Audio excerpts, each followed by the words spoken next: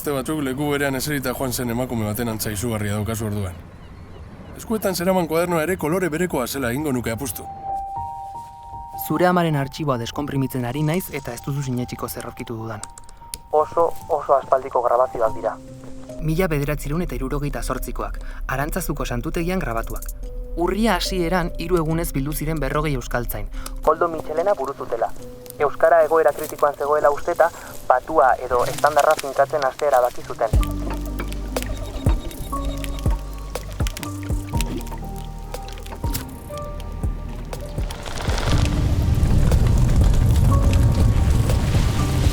Zuek desagerrarazi zenuten ama, ezta? Zuek eta zuen fundazioak. Zer egin diozue? Gaurroi zikinak?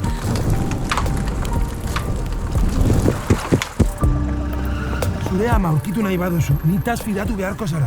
Egoera larrietan, erabakirik azkarrenak hartu behar direla esan dut. Ez onenak.